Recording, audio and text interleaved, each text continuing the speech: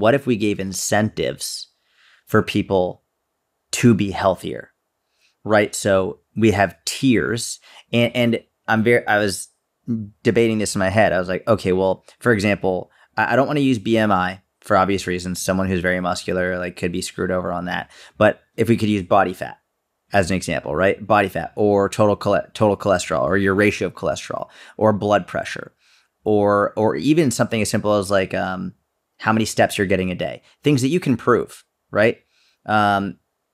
You get incentives, whether it's tax cuts, whether it's more like a universal basic income style program where you get money for these, like, for going to the gym. You've showed up to the gym, cool. You showed up to the gym, I don't know, 320 days this year, awesome. You got 10,000, an average of 7,500 steps or 10,000 steps or whatever it is, cool. You get this tax cut, or you get this level of money going towards you. Now, the only thing that I would also have to think about is, I think it would be important to have levels based on age, right? Like, so obviously, like, someone who's 70 can't necessarily get the same number of steps as someone who is 25. I mean, you can, but it was far more difficult. So it would have to be tiered based on age, I think. And also, I'd love to see something based on level of or percentage of improvement. So if someone was 350 pounds and they lost 100 pounds, there's got to be something there in which, like, okay, that's a massive improvement. And maybe you weren't getting 10,000 steps. Maybe you're only getting 4,000 to 5,000, but you lost 100 pounds. So like the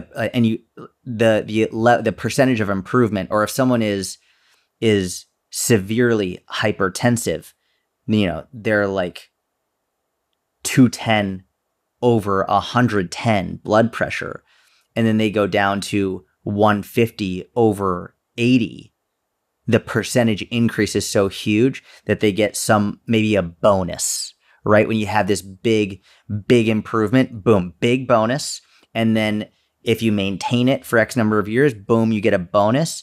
And then also, like, then once you reach a certain level, like, all right, if you're in this range, like for men, we'll say between like anywhere between 8 to 17% body fat. And then women somewhere between like 15 to 23% body fat. Like, you get a lot more benefits at that level.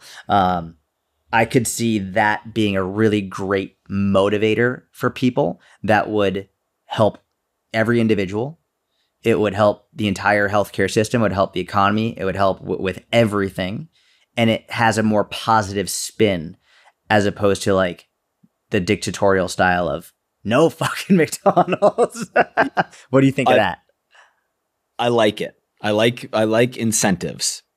I think it's funny that both of us, when asked to solve a problem, we both went bigger government solution. Well, here's why I think it is very interesting. There's only so much that we can do for the individual if they aren't willing to do it themselves.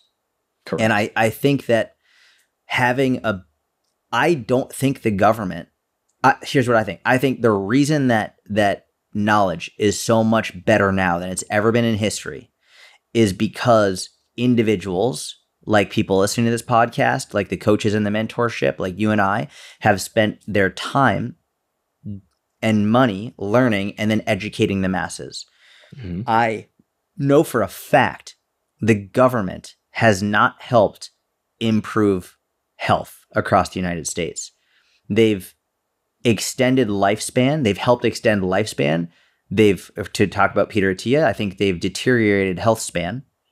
I think they're making it more difficult, and they're making people rely more on medications, rely more on the healthcare system. And because I think there's more money in that. Whereas I think if the weakest link right now in the chain of public health is government oversight, government intervention, what the messaging that the government is putting about, I think the messaging by so many individuals and small companies online is incredible. But the government they are very reactive instead of proactive. And come on, I think if we're looking at like globally or like across huge populations, We need to give people a fucking incentive to do this. I'm with you. I agree with what you just said. I still think it's funny that solve this problem. Okay, let's increase government spending to solve this problem. Let's Or we do run the the numbers opposite. though. Hang on. Let's run the numbers. Okay. So what kind, you're talking financial incentives, I assume. Yeah, the financial incentives. Sure. Yeah. How much money? Someone goes from this terrible blood pressure marker down to 150 over 80. Like, what would the bonus be? Yeah. I'm with zero knowledge to back this up. I'd say just you're thinking of a number. You put yourself in that person's shoes. What is an amount of money that's going to motivate you to make that health change? $2,000. Okay. And so are we thinking that $2,000 will be the average bonus per year earned by each citizen? Yeah, why not? I have not given this any more thought, but yeah, we'll say that'll be the average bonus. Okay, so 332 million times $2,000 is 1, 2, 3, 664 billion. That's actually not that crazy. Is that right? 1, 2. Not that crazy at all. 664 billion's pennies compared to what we've printed in the last 5 years. Right? Is $2,000 enough to incentivize someone? I think it's enough to incentivize a lot of people.